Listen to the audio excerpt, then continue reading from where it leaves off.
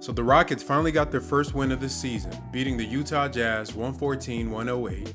This is coming off a game where Utah played New Orleans in overtime the night before, so this is the second night of a back-to-back for them. The Rockets are coming off of playing 3 games in 4 nights, so both teams were tired and the product on the court looked accordingly.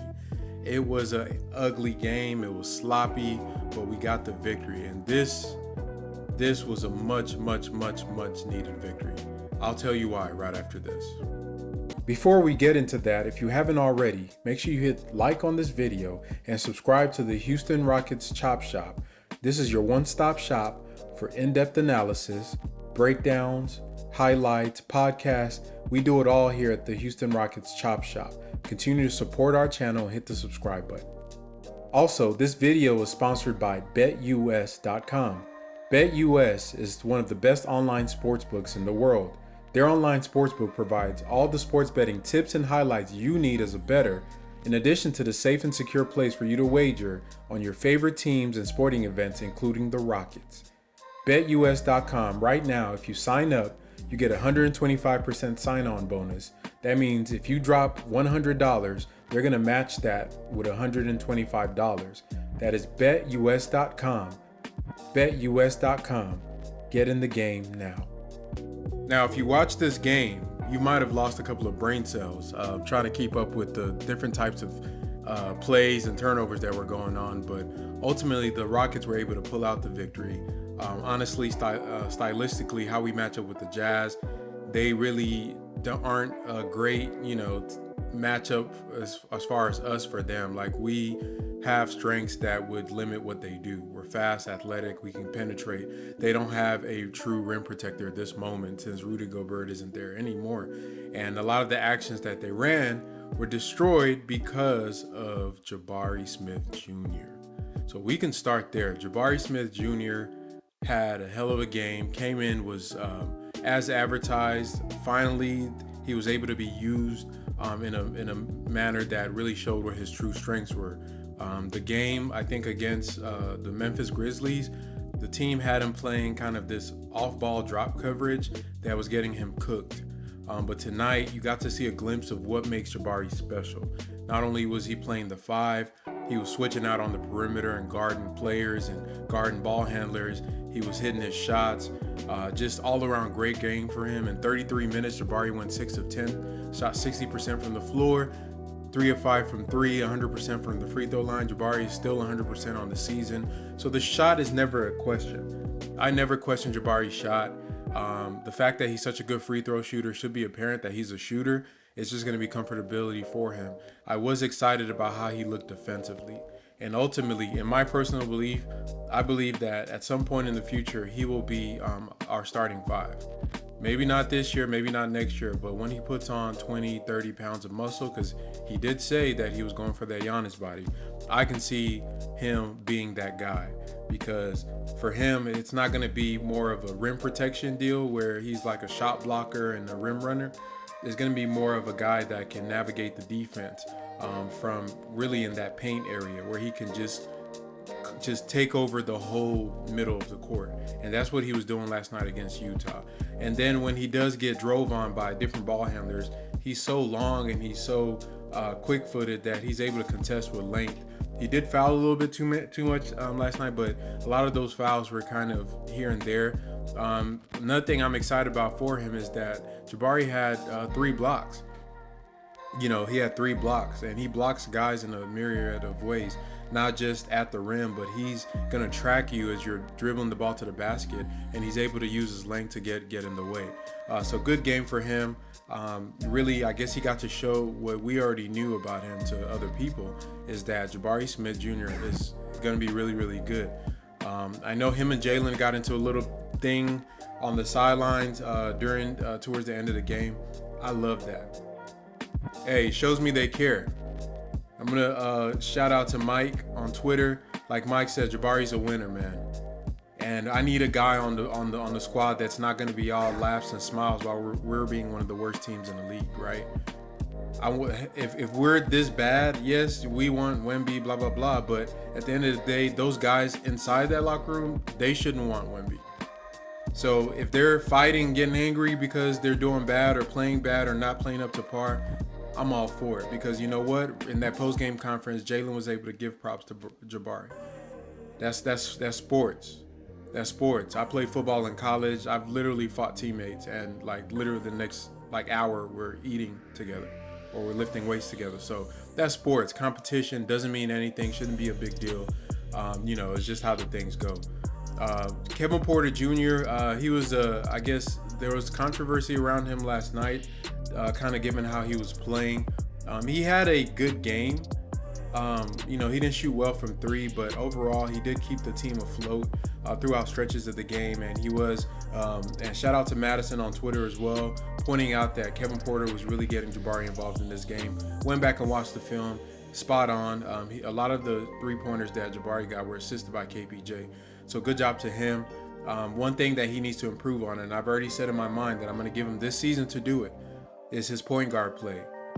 If we're going to call him a point guard, he's going to get judged like a point guard. If we're going to call somebody a center, I'm going to judge you as a center. If you're going to be a shooting guard, I'm going to judge you as a 2 guard. If you're a small forward, I'm going to judge you as a small forward. No more kiddie gloves, okay? We're not going to treat him like he's not an NBA player. The point guard play left a lot to be desired last night, right? The game really was him kind of ISOing a lot, and he has to understand that the job is not just for him to get his. He has to know when to get the other guys going, and it's not just even Jabari. He has to spread it around.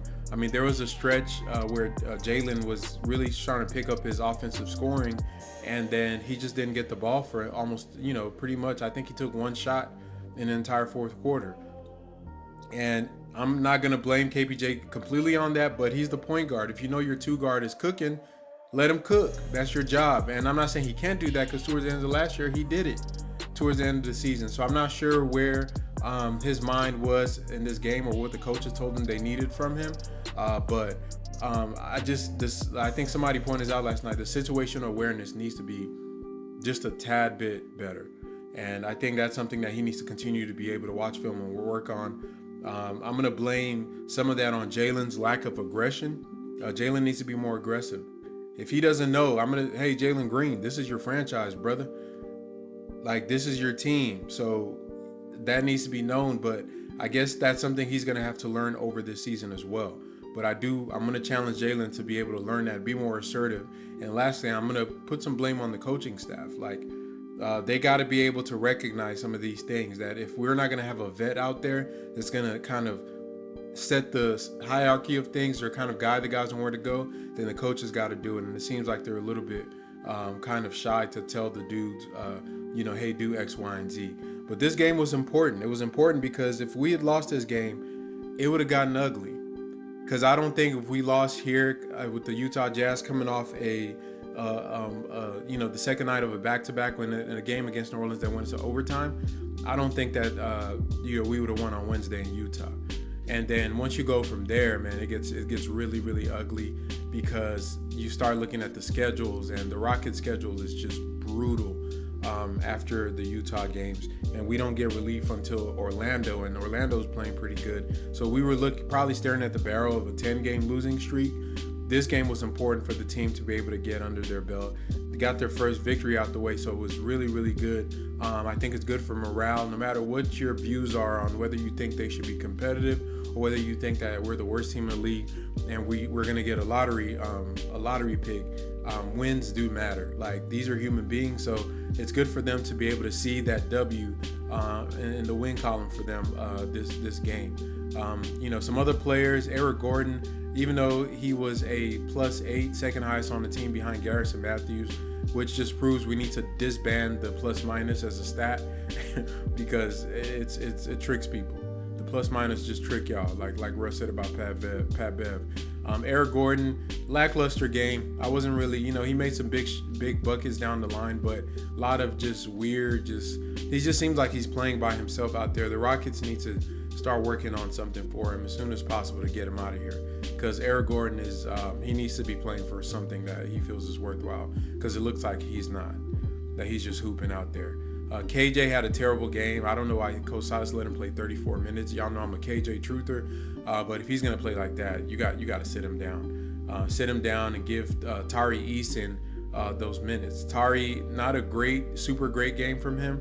He looked lost a lot of the times, but he makes up for it with energy. He makes up for it just by just getting to the ball, being around the ball, causing turnovers and doing things like that. He had 3 steals, 9 rebounds, 11 points. The guy is just everywhere, and that's all you could ask for a rookie that doesn't have plays run for them. Weird lineup change. Boban came in as the second center behind Jabari in place of my boy Garuba, who had a pretty good game. So it's just weird stuff that we see from the rotations that's starting to make me wonder what is Coach Silas doing with that? Because you have a guy that starts in front of the best front court player we have in Sengun against the best player in the world in Giannis Antetokounmpo, and then you're gonna bring him off the bench behind Boban, who doesn't play. I don't get it, guys. Y'all make it make sense. I think those rotations are going to be his Achilles heel if when it's all said and done. I mean, the rotations are just crazy.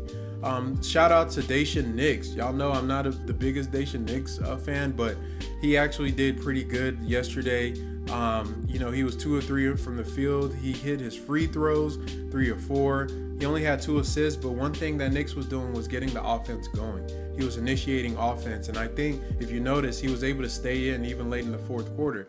And I think that's telling to me because I think Coach Silas recognizes that was an element on the team that was missing between KBJ and Jalen. Those guys aren't point guards, and it's pretty apparent to see right now. Kevin Porter Jr. is a gifted scorer, and he's a combo guard that could initiate. Jalen Green is the best scorer on the team, and he is a combo guard that's learning to initiate. We do not currently have a point guard on the roster as far as functionally. We have it like as far as just by nominal, like Kevin Porter Jr. is our point guard, but in his role, he's not functioning as a point guard right now. So I think that's something that needs to be either addressed because even though, like I said, I'm going to give him this season to be that lead ball handler, right now they need somebody, and maybe it's Knicks, hopefully it's Ty in the future, to be able to get the other guys involved because that ISO ball is not going to win you many games. That ISO ball is definitely going to guarantee you get those top 3 picks or top 5 picks again. And maybe that's what they want. They're going to have our backcourt be our tank commanders, but just for the other guys on the team so we don't have fights on the sidelines. We need somebody that can recognize, okay, Jalen, you're hot, let you cook. Okay, Jabari needs his touches. Okay, let me get some corners out there to my shooters. Let me get KJ a little lob here. Let me get Eric Gordon a couple shots so he doesn't dribble it off his foot. Let me get this guy going. You got to pace the game. You got to be able to share the ball. You got to feed your guys so that when it gets close to the game, towards the end of the game, when it's ISO time, nobody's going to be mad at you, right? You don't ISO all game then expect guys to hit big shots late. That was, one of the things that James Harden went through in his unguardable tour is that by the time he came around to having the full team back, he was so immersed in isolation that it kind of messed up the function of the team. So that's something that needs to be worked on. You hope that they can work on it. Jay Gubb falling out of the rotation is sad to see. To me, I mean, that's on him. He knew what the call was. They needed somebody to be a facilitator on the second unit. Summer League, he wanted to be a bucket. Preseason, he wanted to be a bucket. He's trying to be a version of Jalen Green and Kevin Porter Jr. I don't know if that's what they asked of him, but the opening was there for a backup point guard. And to me, like, if you're not gonna, you got to put yourself in position to be successful. Get in when you fit in. I don't think he did that. Anybody else? Jalen. Yes, Jalen Green, the most important player on the team. Jalen Green is just, I'm short of words to describe him. The only knock on him I'll say today was his aggression. But this guy shot 56% from the field, 50% from 3, 100% from the free throw line, 25 points. Made it look very, very easy. He is a scorer. He's efficient. He's a 50, 40, 90 type of guy. I'm seeing that coming up in his future. I think he's the best player on the team. And honestly, if KBJ is going to be playing as an ISO scorer that passes and play makes once in a while, I'd rather Jalen just get them touches then, right? Because he's going to do it at a higher level, do it more efficiently. So, like, if we're going to say one guy gets to play off a little bit. One is going to be on ball most of the time. I'd rather Jalen do that. To me, I'd feel better doing that because I know he's probably going to drop 30 or 40 points. I'm glad they got this win for his sake because he has been playing really, really well on both ends of the ball. And I think that the media won't recognize that because we suck. So getting dubs kind of makes people look like, what happened in that game? We beat an undefeated Utah, granted on the second night of a back-to-back for them, but we were tired too, right? We just played the Greek Freak, and we just played John Morant. Guys who are looking like they're going to be leading the MVP race this year, and our guys came out, sloppy game, didn't end so well as far as like how it went down the line, but we got the dub. This Wednesday against Utah is going to be important. It's going to be a big game because that'll tell me really a measuring game for them because I couldn't tell much from this game.